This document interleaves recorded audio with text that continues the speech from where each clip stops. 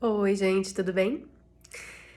Eu tô pensando hoje sobre o quanto essa condição que a gente começou a viver a partir da quarentena nos fez refletir sobre o uso do tempo. O que eu quero dizer com isso? Eu tenho ouvido das pessoas dois extremos.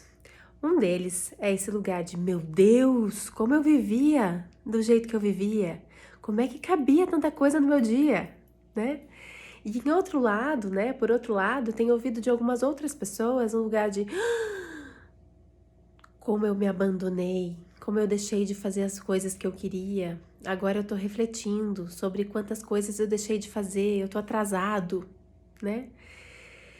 E aí eu fiquei pensativa, reflexiva sobre isso e pensei que talvez não exista atraso na vida.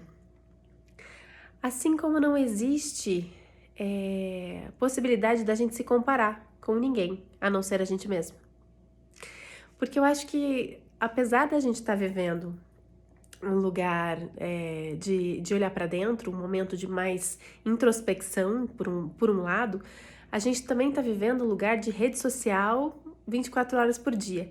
E ainda tem essa máscara social que as pessoas vestem de mostrar o lado bom delas na rede social, né, o tempo todo, que é aquele clichê que a gente sempre escuta, né?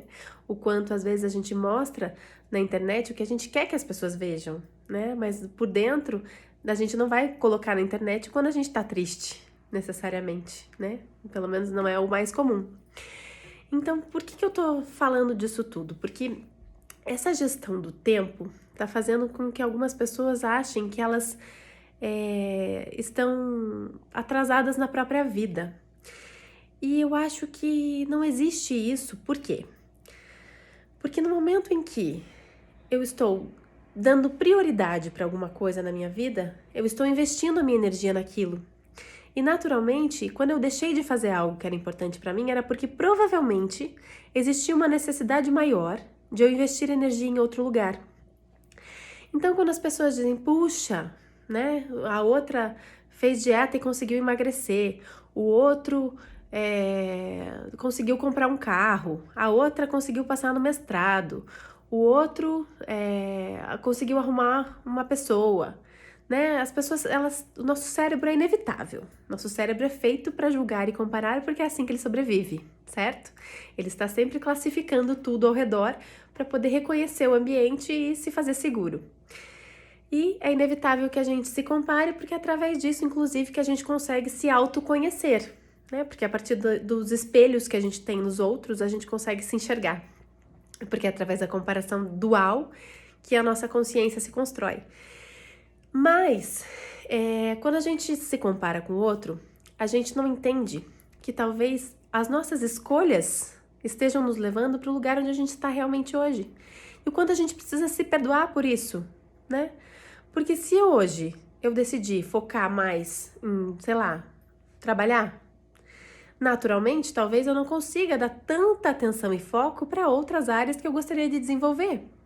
Assim como se eu decido cuidar apenas de um setor da minha vida, o outro setor naturalmente às vezes fica um pouco mais de lado, porque é uma questão de prioridade. Né? Eu falei disso numa live esses dias sobre autoestima, o quanto às vezes as pessoas elas não entendem que a vida que a gente tem, a condição que a gente tem, está de acordo com as escolhas que a gente faz todos os dias, né? Então, se eu escolho acordar mais cedo para fazer exercício físico, naturalmente eu vou ter um efeito disso, né? Se eu escolho fazer um mestrado, naturalmente talvez eu não consiga ser uma musa fitness, porque eu tô focando em fazer um mestrado e não vai sobrar tempo para ser, de repente, desse jeito. Então, o quanto a gente precisa refletir sobre essas coisas para entender que a gente está no lugar certo, para entender que talvez se a gente está achando que a gente, né, nesse momento deixou de fazer alguma coisa que era importante pra gente, a gente tem que colocar isso como uma prioridade e botar pra frente, né? O quanto essa pausa nos faz reformular o movimento seguinte e não lamentar pelo movimento passado, né? E aí a gente vai ser inteligente para usar o tempo a nosso favor, porque se eu consigo entender isso, eu consigo entender que se eu tô me dando conta nessa quarentena que tem uma coisa que eu deixei de lado e que o outro conseguiu dar prioridade e ele tá se dando melhor que eu nisso, é porque ele investiu mais energia. Então, o que eu tenho que fazer, em vez de ficar me comparando com ele? Me comparar com o eu do passado, que não conseguiu investir isso, e ver o que ele pode fazer para fazer caber na vida dele isso que é uma prioridade. E é assim que a gente vai se transformando, evoluindo, crescendo e sendo melhores versões de nós mesmos. Então fica aí a mensagem para que a gente possa se perdoar um pouco, sem se exigir tanto, né? E entender, na verdade, usar isso como uma grande oportunidade de entender qual vai ser o nosso foco, qual vai ser a nossa prioridade, né?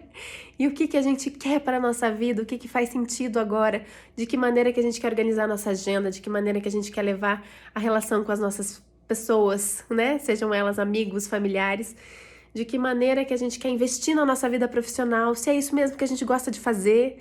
Enfim, né? Se não tá bom, em vez de eu ficar apontando para alguém que parece que está ganhando sucesso, eu tenho que entender o que eu tenho que fazer para construir o meu próprio caminho, porque o caminho é único. Não existe caminho igual.